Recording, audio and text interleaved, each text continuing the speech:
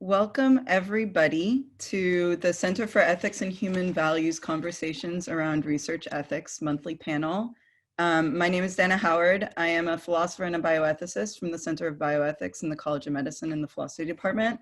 And these conversations are funded by the Office of Research and supported by the Center for Bioethics in the College of Medicine and the College of Public Health. And I am so excited for this conversation. This is one that I've been really looking forward to, about self-advocacy and research involving psychosocial and intellectual disabilities. Today, there is closed caption available. So if you look down at the bottom of your screen, you could see CC. This is also going to be recorded. And so check out our website afterwards to find a recorded session of this. So today we're going to be talking about really the motto, nothing about us without us, and how to actually operationalize that in research. And I'm very excited to have Samantha Crane, who's the member of the Interagency Autism Coordinating Committee, and also is a lawyer and director of public policy and the legal director at the Autistic Self-Advocacy Network. Welcome. Sam is going to talk for around 10 to 15 minutes to just really frame the discussion and think about how self-advocacy has motivated your work. And then we're going to be talking to Krista Teston, who is the Andrea Lunsford Designated Professor of Rhetoric, Composition, and Literacy in the English department at OSU, and is also a member of the Disability Studies program here. And then we're going to be talking with Megan Norris, who's Director of Research of the Child Development Center and a licensed psychologist at Nationwide's Children's Hospital, and is also an assistant professor of pediatrics and practice of psychology at OSU. And so the first 20 minutes, 25 minutes are going to be the panelists presenting and having a conversation with each other. Then I've come up with a few questions that I think will forward the discussion, and then we're going to open up the question and answer period for the audience. So if you look down, there's a Q&A little icon throughout the discussion. If you have any questions, please post it there. The parts that I look forward to the most are often the audience questions and discussion. So to no further ado, I'm going to let Sam Crane start the conversation off. Welcome. Unmuted. Hi everyone, I'm Sam Crane. I am the legal director at the Autistic Self-Advocacy Network. And I should make it clear, I'm not entirely sure whether I am or was a member of the Interagency Autism Coordinating Committee. And the reason why is because the term, I believe, has ended. They're supposed to renominate people for the next term, and the nominations haven't happened yet. So I can talk about my experience on the IAC in the past 4 years, but who knows, what's going on with the rest of the next 4 years. So I'm gonna try and share my screen here. I'll talk to you a little bit about what it means to engage in autism research as a self-advocate. Oh, how do I share my screen? Share. I'm sorry. Here it is. Here it is. Great.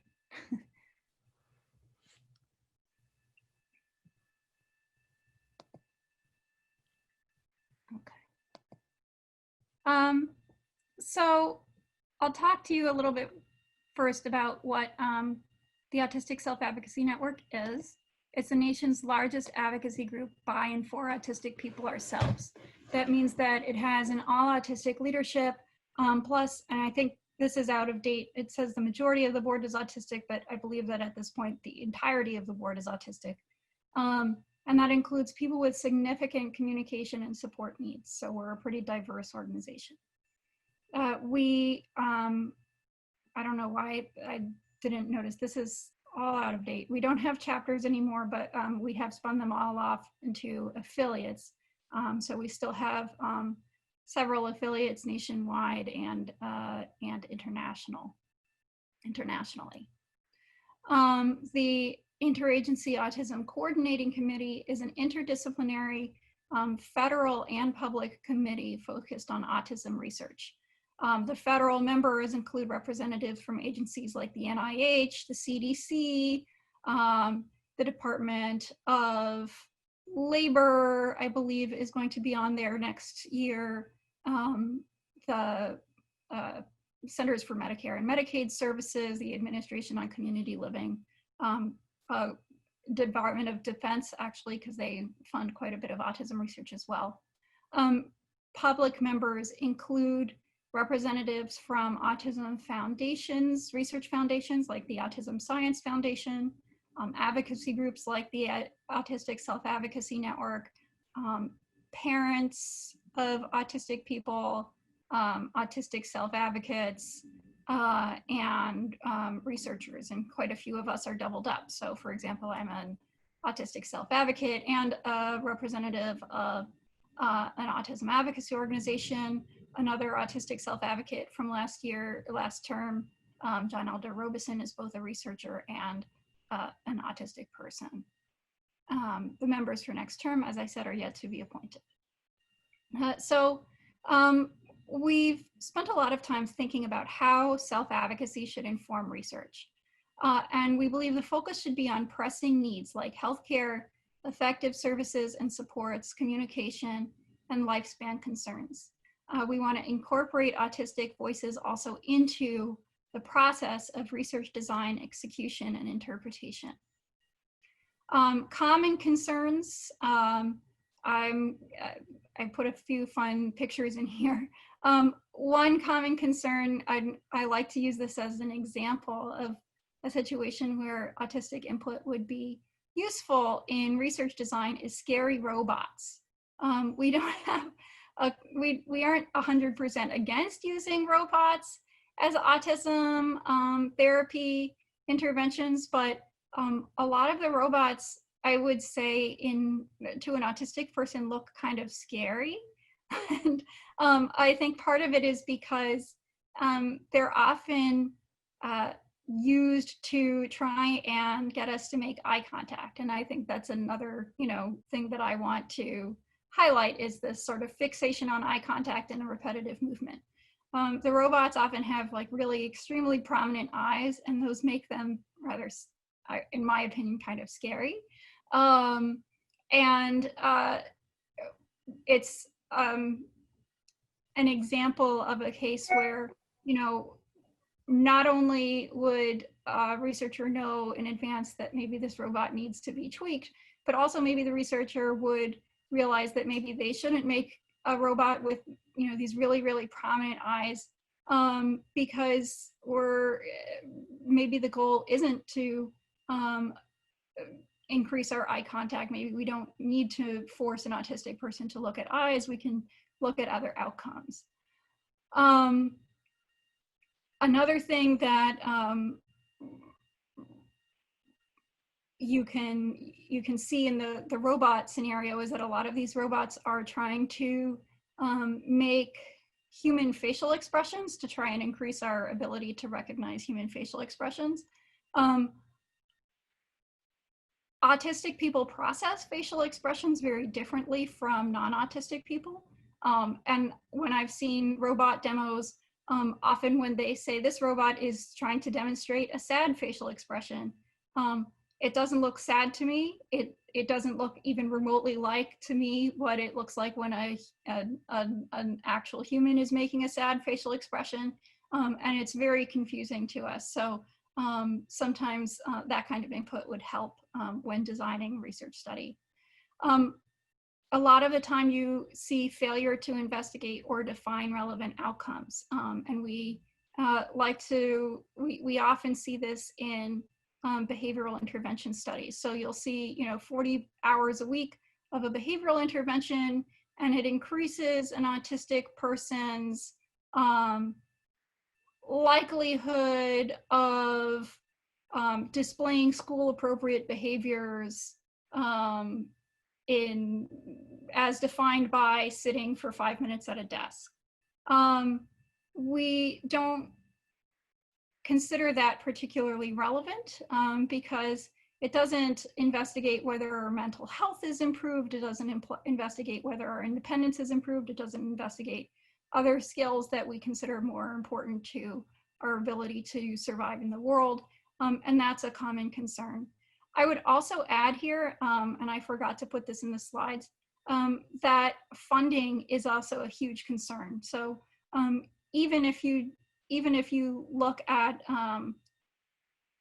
all autism, interventions that are developed to build skills, even the ones that we don't think are particularly helpful, those studies make up a pretty small percentage of all autism research dollars. So I think in the last overview that the IAC did of autism research funding, about 2% or 3% went to went to research on services for adults or long-term services and supports. That shows a pretty significant bias in terms of research funding for studies that we would not consider to have as high an impact on our daily lives. Underrepresented research, when there's lots and lots of research dollars going into studies such as causation or environmental factors, you end up seeing an absolutely tiny amount of funding going to studies like effective communication aids, especially as we age. A lot of communication research is done on relatively younger kids, and there's a quite large percentage of the autistic population who are teenagers or adults and still don't have effective communication, and who have very little research on how to support communication with people who are that age.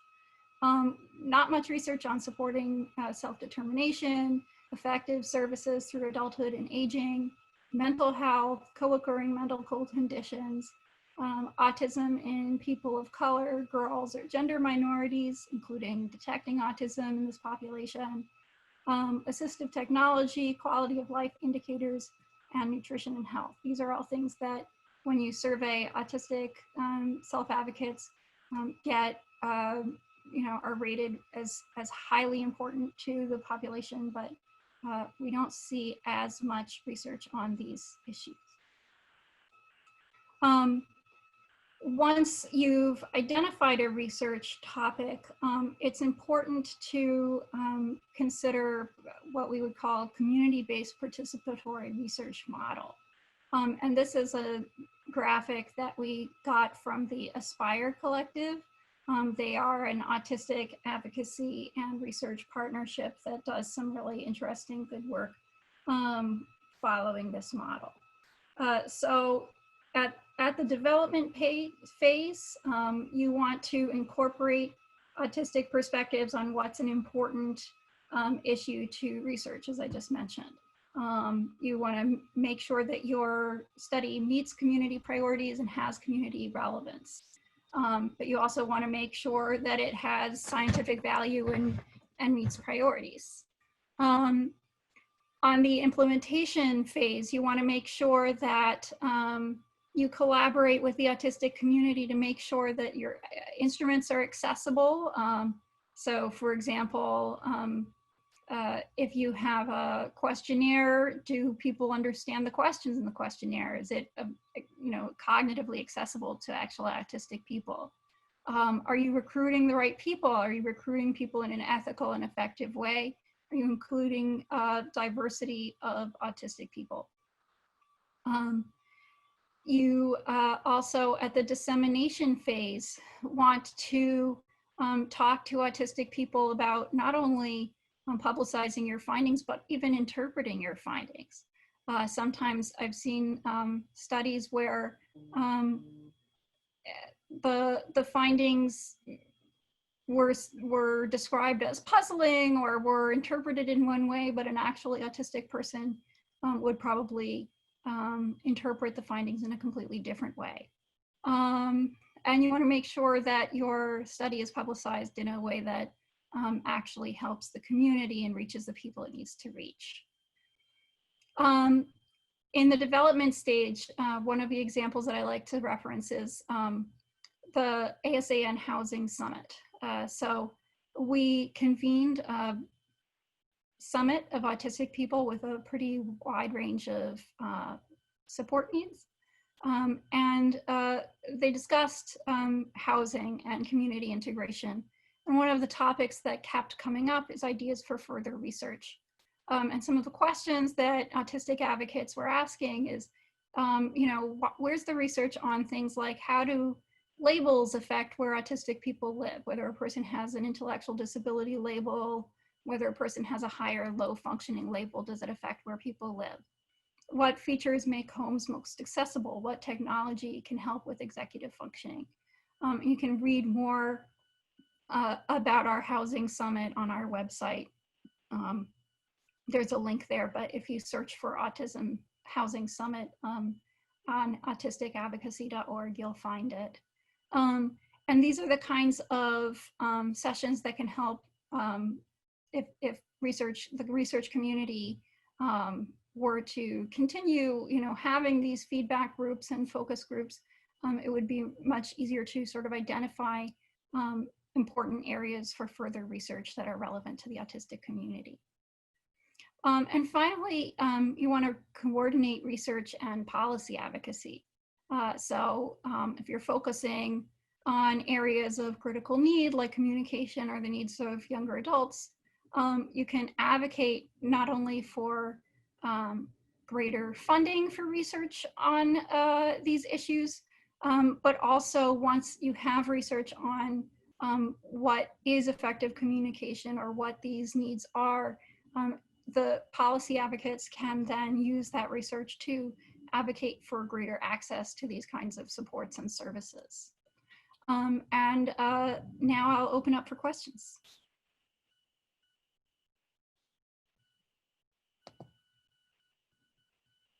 Uh-oh. I can't hear anything. Dana, you're muted. Yeah. I am muted. Hello, everyone. Thanks so much, Sam, for that overview. That was excellent, and I have a ton of questions. So I just remind, and I see that people do have questions. So please, if you're in the audience, write questions in the Q&A, and we're going to get to those in about 15 minutes.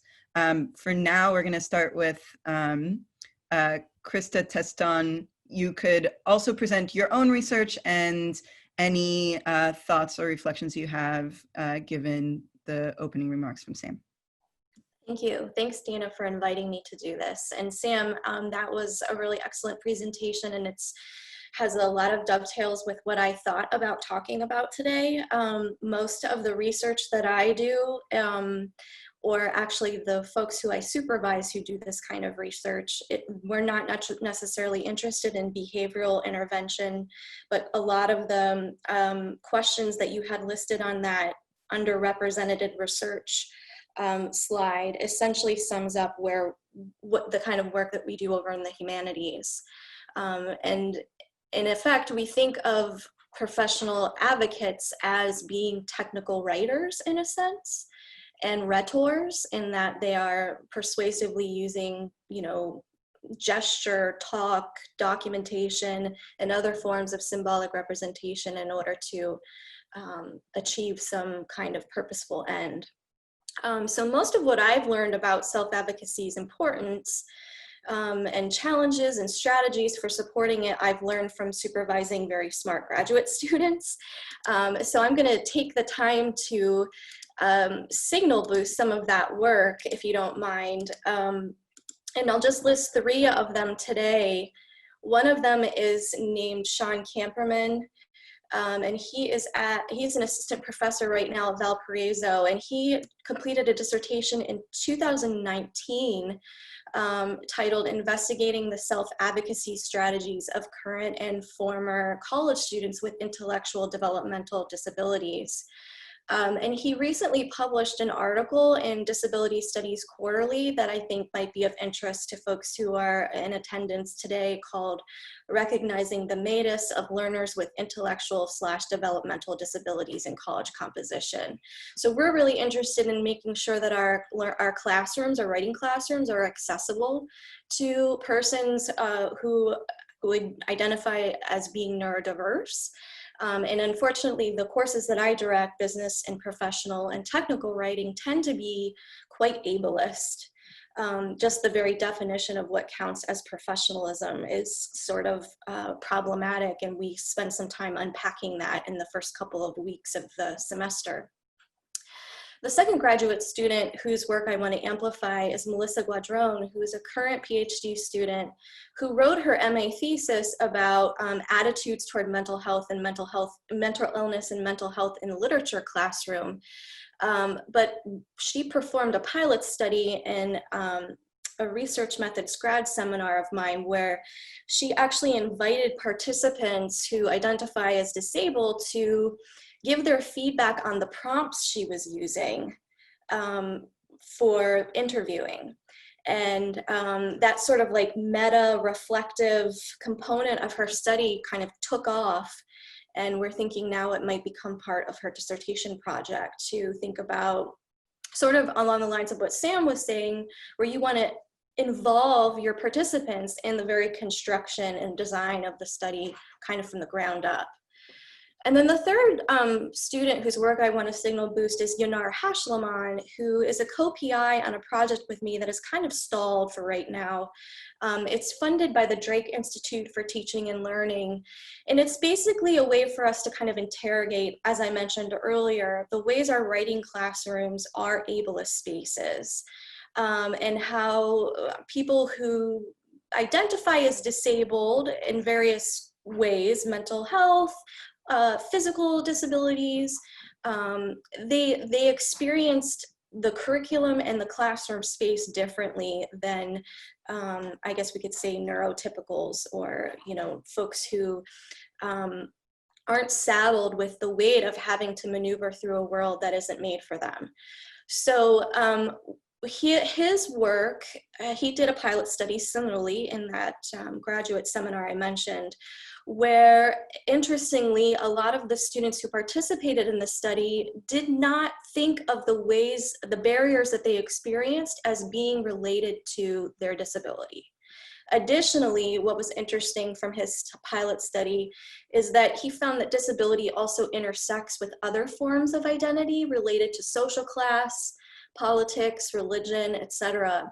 And so I think the takeaway from that pilot study and how we're moving forward is that eventually we'll have to find a nuanced way to account for participants' senses and enactments of self-advocacy that are complicated by intersecting power differentials. And then I'll close with just a couple of additional resources for folks who might be interested in thinking through self-advocacy from sort of a critical disability studies / writing studies perspective, especially with regard to common considerations like consent. Kristen Bivens has this great article called Rhetorically Listening for Micro Withdrawals of Consent. And that's a really helpful way of thinking about and attuning to your participants, so that you're not just sort of plowing through on a project completely unaware of the ways that a participant might want to actually withdraw midway through a study because of the way the study is unfolding.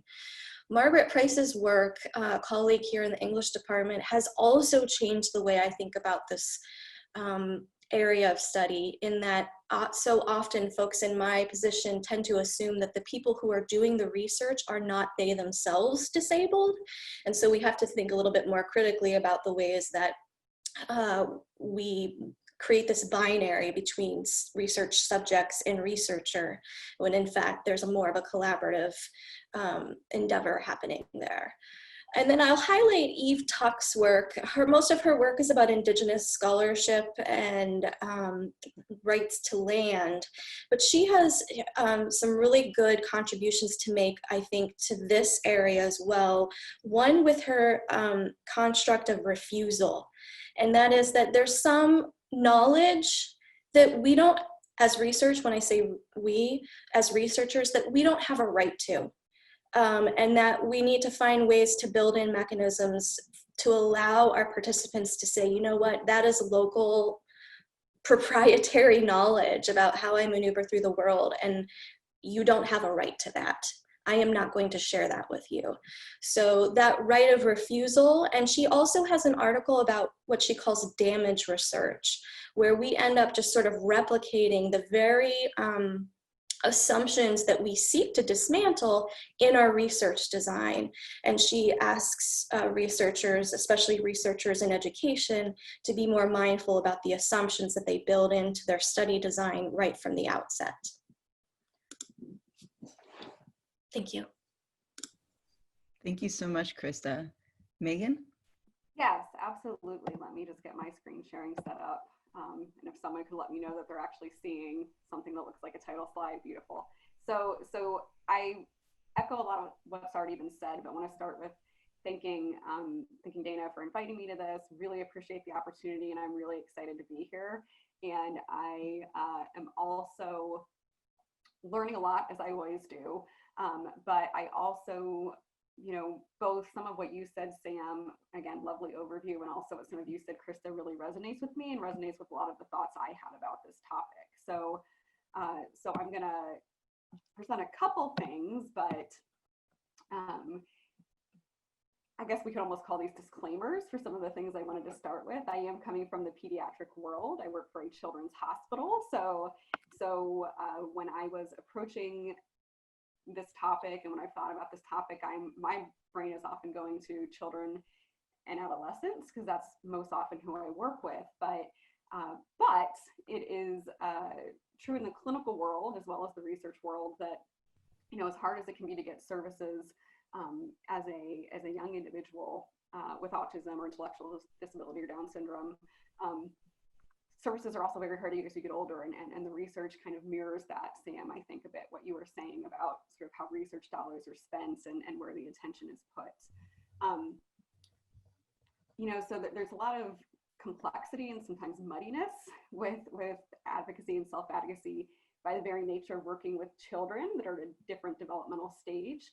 And even thinking about longitudinal research, an individual who at the baseline time, you know, earlier time point in the study towards the end of the study might have matured and developed in all sorts of different ways. So the way that they can advocate and be included and the way they want to be included might look very different over the course of a study. And that's something that we need to be mindful of. And we're often working within a family context as well. So that's one of the things that, again, as someone who specializes in pediatrics, I wanted to point that out, I guess, that's a lot of the perspective I work from. With that, you know, thinking about some of the things you asked us to discuss today and just, well, how do we approach this? One of the hallmarks of what I come from is this idea of family-centered care. So a lot of what has already been discussed with, again, shared decision-making, and that can be within the family, but also between the professionals and the participants and or the parents or guardians and other family members. So multiple stakeholders are involved, and making sure that stakeholders are involved at every point of the process, which both Krista and Sam just spoke to, I think is really key. And a lot of times that requires building partnerships. And I think that takes time and energy, and it can be difficult. And I think that's sometimes some of the barriers, but it's so worthwhile. And so this idea of partnerships and collaboration, I think, is just hugely important. And the other kind of large point that came to me when I was thinking over all of these things, when we do it well, and we don't always do it well, we have a lot of room to grow, of course, but patience, creativity, and individualization seem to be really important. So sometimes those concepts can rub up against standardization. And they can also rub up against time, energy, and resources. But you know, I would also make the argument that if we want to do things well and do things right, both from a conceptual and a practical standpoint, and I think there's interesting discussions to be had both from a conceptual and practical standpoint, I think that it's worth the investment, and that frankly, that investment actually protects sort of the scientific validity of what we're doing. So I will, you know, I think it's the right thing to do, increases scientific value, protects resources and investment in the long term, and getting it wrong can have really substantial impacts. So someone who does not identify as having a neurodevelopmental disorder or being an autistic individual, you know, I have a greater risk of getting it wrong when I do try and understand these concepts. And I think that that's important for us to reflect on, and also what the long-term effects of that can be. So one of the examples that occurred to me in some of my discussions with colleagues and thinking this through was, you know, we're part of a zero suicide initiative clinically to hopefully eliminate suicide in our patients. But when we were trying to apply and roll out this policy with our population, with the folks that we work with, so autistic individuals or those with intellectual disability, what instruments do we use for that? So one of my research interest areas is measurement. So I care a lot about, are we measuring what we think we're measuring, and are we measuring it in the same way in different people?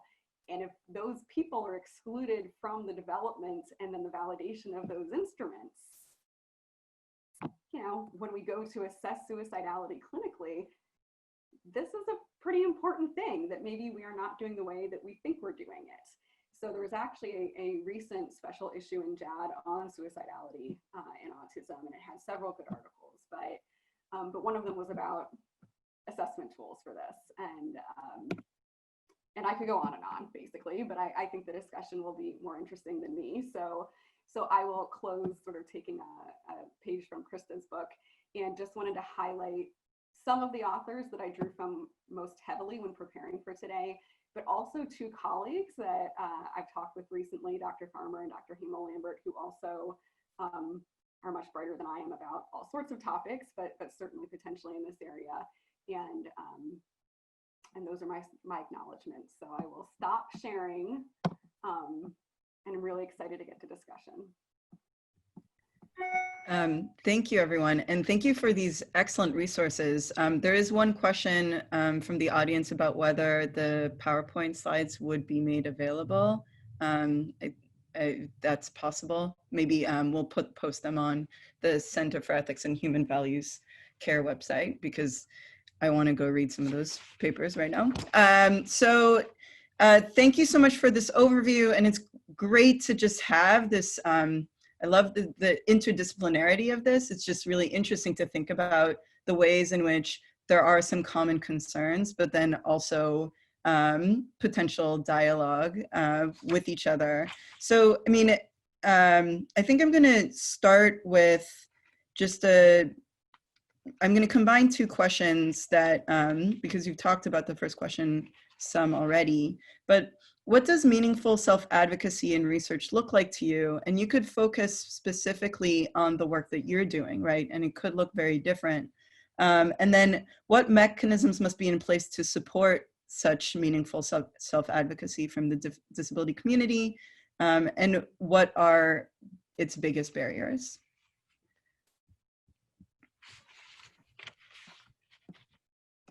And I will let whoever wants to go first, unless I could start calling on people. I don't mind going first, but I also don't want to talk over anyone, and would be very curious to hear your thoughts. I guess self-advocacy for me, I could say simply, is just the people the research is impacting are involved in every part of it. So all the stakeholders at all parts. That's kind of the quickest I could define it, I guess. This topic did get me thinking about, you know, again, ways to support that. So certainly we have a family advisory council that works with us on research projects. We do have some self-advocates on that council. But it also got me to thinking about, you know, because half my time I spend on research and half my time actually I spend in clinical work. So it got me to thinking about self-advocacy is a skill, and am I doing enough to support the development of that skill, and doing enough to support my families in teaching that skill, and doing enough to support my patients in learning that skill, because it is a skill, and it's something that's hugely important. And we definitely do a lot of work with, you know, IEP meetings are one that that comes to mind fairly quickly, about getting involved in your IEP meeting. If we're doing some type of assessment at the clinic, being involved in that process and knowing why you're doing it and what you want to get out of it. And individuals have all sorts of different levels of interest in that, but supporting the development of that skill so that it does translate long term for people, I think was one thing that occurred to me from my viewpoint. Thank you. I would love to hear from people more versed in policy making, sort of what that might include, but that's not me. And I definitely agree that you have to make sure that people, and I would really specifically say autistic people ourselves, need to be involved at all stages of the research process. And I think that sometimes that's going to make research really different, because when you go to a conference, and we saw this on the IAC all the time, there are public meetings, and parents and autistic people attend these meetings, and researchers are presenting at the meeting about their findings, but they're presenting as if they're talking to other scientists, and it's true. There are other scientists in the room, people from the NIH, people from research foundations, all are there in the room. But the presentation is not cognitively accessible. The implications of the research for people's daily lives are not clearly discussed. And people with, especially people who have intellectual disability or cognitive impairments, aren't going to understand it at all. And we'd even see some cases where researchers were, I hope nobody on this webinar is doing this, but researchers were kind of like laughing at their subjects and like talking about like, this character was doing this and this and this, and here's how we modified their behavior. And it can be very infantilizing. It can be really disturbing. We had a case in which I was on a panel to discuss housing research and policy, and one researcher was talking about played a video, was talking about like how great their services were, and they played sort of a before video of this guy who was upset because he, for one reason or another, he was told that he couldn't get a pizza, and he got really upset, and the service provider responded by restraining him, and it was if you're from the perspective of an autistic person, especially an autistic person who's experienced restraint, it was a really disturbing video. And then this led to one self-advocate who was on the committee got so upset that they couldn't continue and had to take a break. And this led to a really nasty discussion in which people were talking about the necessity of playing this video and the necessity of framing it the way that they framed it, and how the video impacted a self-advocate and whether or not the self-advocate was like wrong to be upset by it. And when researchers are presenting, it's just so important to make sure that the outreach is to actual self-advocates, and to make sure that whenever you're talking, you have to assume that there's an autistic person in the room, and that person might, really react badly to certain kinds of ways of talking about autistic people. To that, I would add some of the back-end mechanisms as a researcher are things like iterative consent, which is a way of just making sure that the participant knows that or that you ask for consent at different points during the study over and over again. Not assuming that obtaining consent up front, stays intact throughout the whole study. In survey design, I think it's important to include, these are just small things, but I think they're meaningful. Options for answers like prefer not to say.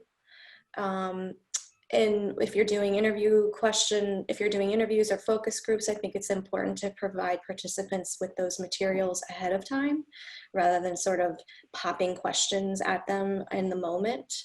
And then you can do validation of focus group discussions by inviting participants who were involved in a focus group, for example, to listen to the initial findings and then respond with additional input. And then I think it's important to allow participants to indicate what forms of communication they feel most comfortable communicating in. Those might be voice recordings, they might be art, they might be time diaries. There's a whole host of different ways of talking about your experience, and it doesn't have to be visual, verbal, sort of standard ways of communicating that I think neurotypicals are used to. So I'm going to have one final question, and then there's already a bunch of questions on the queue. So please, if you're in the audience and you have questions, now is your time to type them up in the question and answer. So, I mean, autism, like many developmental disabilities, is incredibly diverse as a condition. And as we've seen, Megan has talked about sort of thinking about family-centered care. There's sort of self-advocacy. And so one question that I have is, how have you thought about representation? So who gets to be a representative? And how do you negotiate potentially conflicting perspectives that take themselves to be representative or are, espousing as representative? How should we mitigate those kinds of situations? Can I add to that question? So a recent study I'm doing over in the wheelchair seating and positioning clinic at Martha Morehouse, I watch patients get seated for their new wheelchair, and families are almost always present, and they can be invasive. They tend to speak on behalf of the person that we're trying to fit for the wheelchair. And I'm just curious, Megan, like, how do you negotiate that given that many of your patients are minors? So great question. And it depends, of course, on a lot of different factors.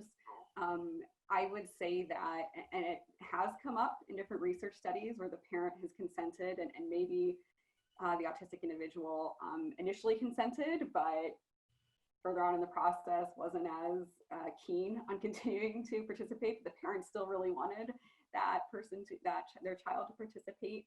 And so trying to stay grounded in what's best for the person, I guess. So, and sure, we could talk about sort of the principles of research and justice, and that's a worthy discussion, but usually the negotiation is sort of just having a very transparent, honest conversation, a very open conversation with the involved people, and we might not land in all agreement is the reality, but for the autistic individual themselves, if they're saying, I don't want to do this, then we don't do it, because that's respecting their self-determination.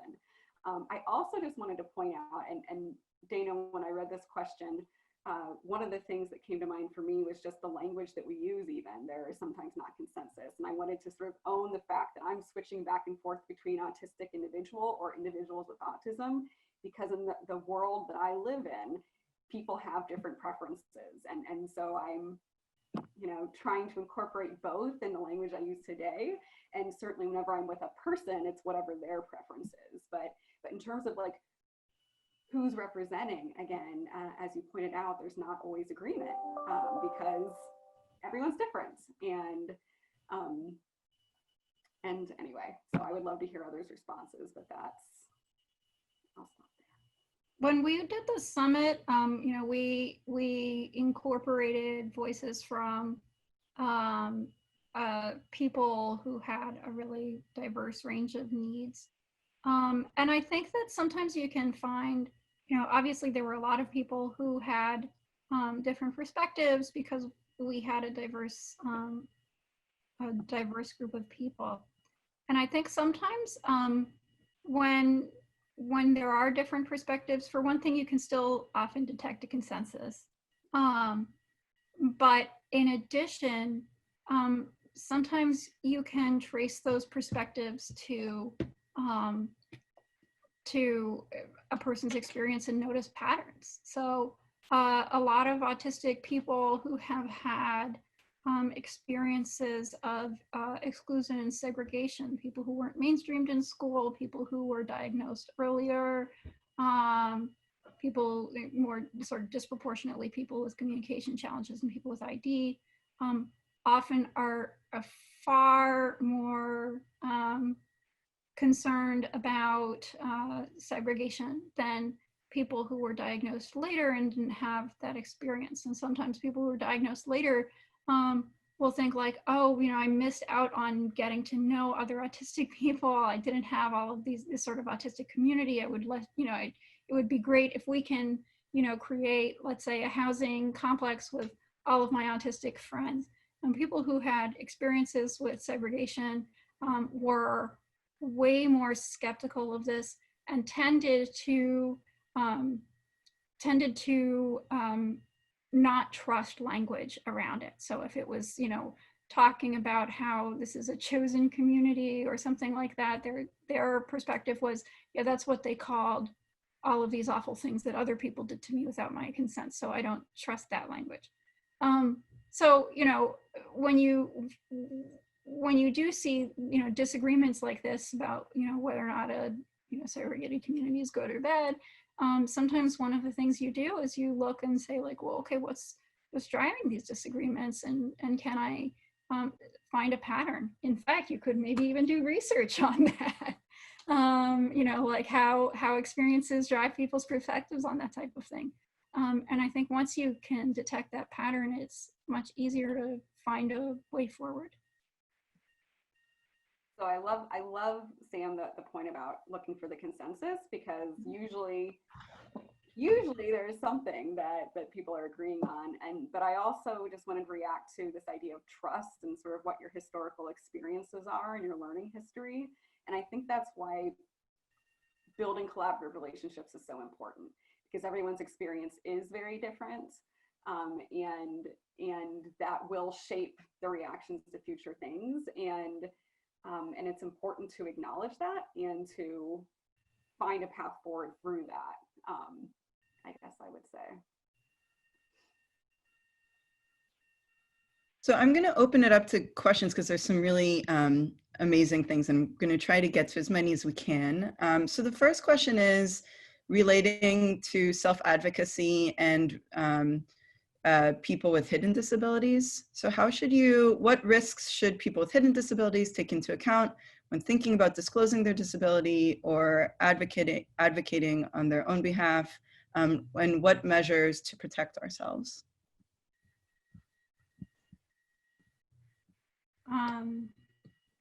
I'll take this stab at this. It's really context dependent. In my head as a legal director, one of the things that we've seen is questions about whether or not to disclose a disability at the interview stage of a job application process. And the conventional wisdom is don't do that, wait until you've gotten an offer, because it's easier to prove discrimination once you've gotten an offer and you disclose and then they withdraw the offer, than if you're just one of 17 candidates and they decide for one reason or another to not go with you. But sometimes that's not an option. Sometimes you need an accommodation in the process. I will say that there's sometimes some really interesting research on this, in which one thing that I found really interesting, and I can't remember the study, but there was research showing that if people didn't know a person's diagnosis, neurotypical people had a really negative reaction to videos of autistic people talking. And if they were told the diagnosis and they had sort of positive attitudes towards autistic people, they tended to have a more favorable impression to when they knew the diagnosis, so they could sort of adjust their perception of the person. It's hard to predict, the impact of disclosing a diagnosis, though, because for one thing, that study simply measured, a person's willingness to talk to this person again. It didn't include measurements of, like perceptions of a person's competence or ability. Would I want to work with this person? Would I want to hire this person? And I believe that there were effects of, a person's awareness of autism, knowledge of autism, and whether or not that knowing the diagnosis helped. But it's, it's a hard calculus to make.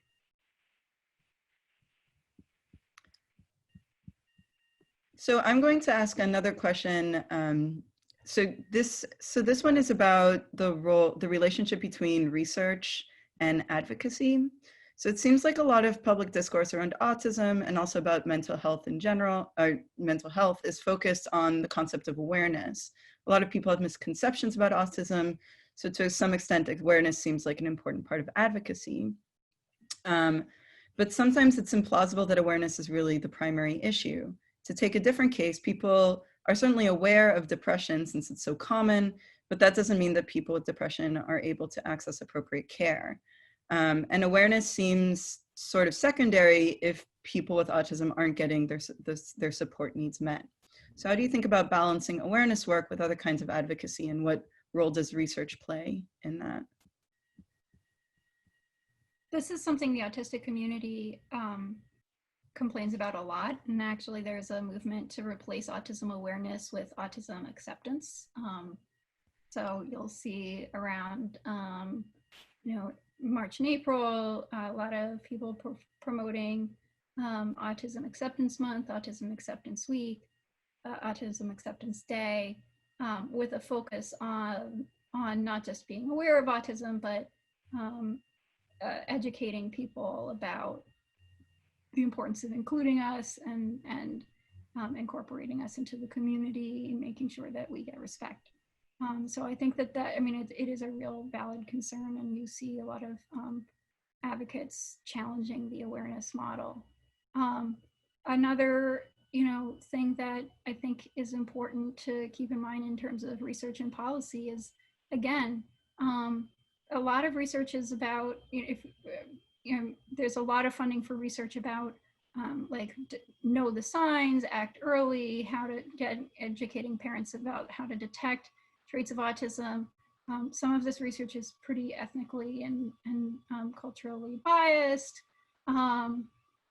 biased towards detecting autism in boys as well. But in addition, without research on effective supports and services, it's not necessarily very helpful to diagnose an autistic person early. So, again, incorporating the needs of the autistic community into your priorities can help.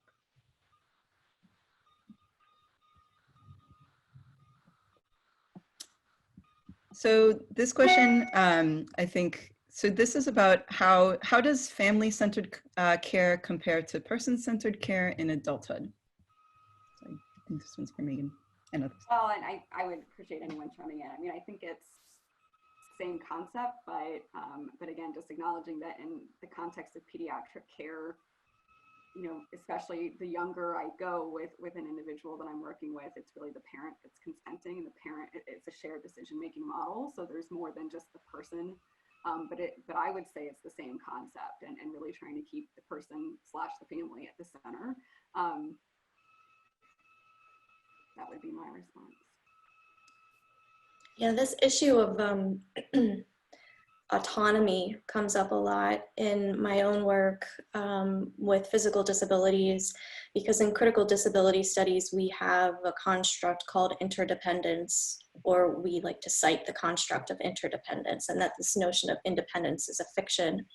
And yet we value autonomy or independent decision-making. And I think it just becomes really fraught when you have other folks in the room who are family or care workers who are present during appointments. I don't think there's always an episode where the patient whom folks are trying to accommodate feel empowered to speak up and over the voices of the family members in the room.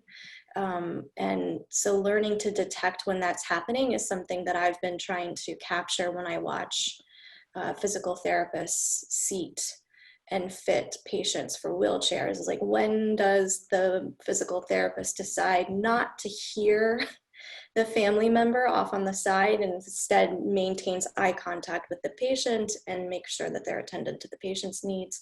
Like, those minor nuances, I think, have major implications for patients getting their needs met. So yeah, this like, I don't know, this rub between autonomy and interdependence is haunting me. I don't know what to say about it, but that it's a thing.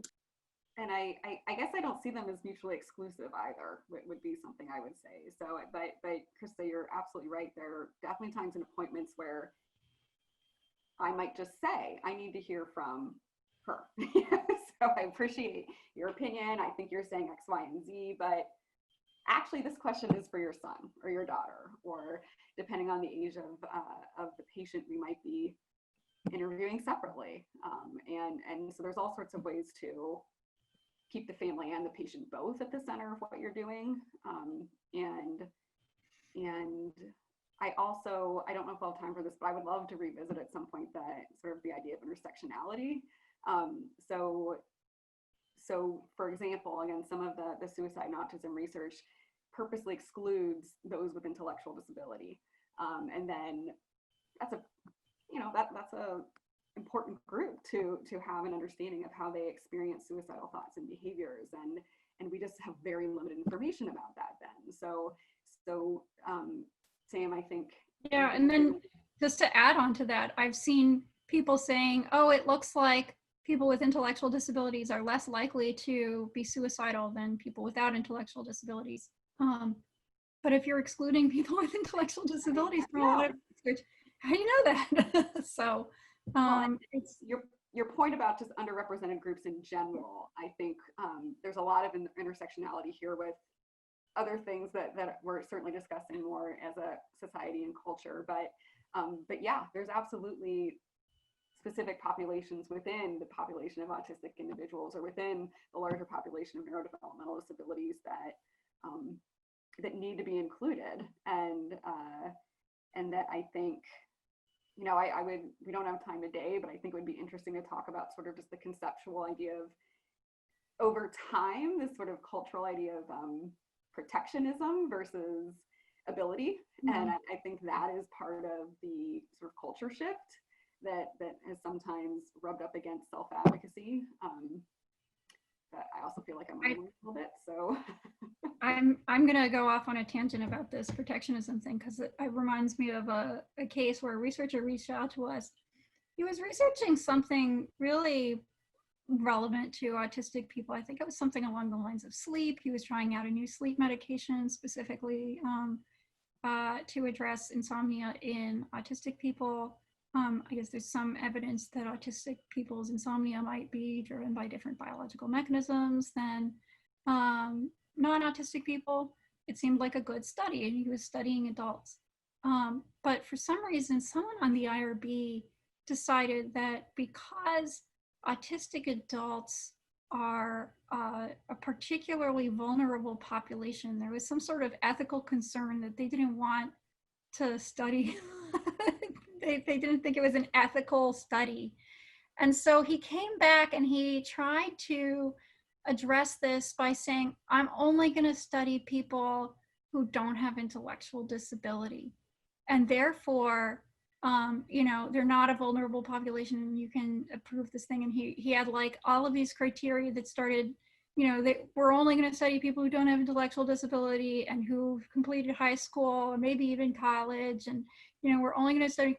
And I mean, I don't know, I don't remember whether or not this ended up finally getting his study green lighted, but the result is to exclude a huge population of autistic people who with proper support could have easily consented to the study.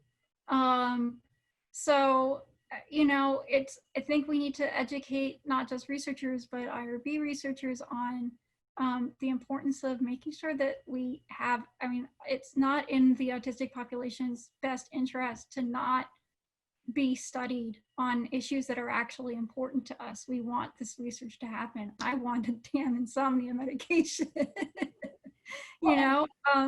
So it's a real conversation that has to happen. And I think the incentives also need to support that, right? So as a researcher, if more and more barriers are put up for including different populations, then it makes it harder for you to include them. And again, knowing that resources are limited, as you said, I don't know why I'm pointing at the screen, you can't see where I'm pointing, but as you said, Sam, the idea that, well, then I'll just exclude them is sometimes becomes the easier answer, but it's not necessarily the most helpful answer or one that's going to really contribute to the validity of the work. So, and occasionally they'll integrate patient representatives or certain representatives of certain populations on the IRB review boards. But Ellen Barton has done some work on this, and more often than not, that person on the review board, their recommendations do not get taken up in the same ways that other folks on the review board get taken up. So that's not even a full solution either. We try, when we advocate inclusion, we try to make sure that more that we've found that including like one autistic person on a board or a committee is almost never effective, and having at least 2 or 3 is much more effective.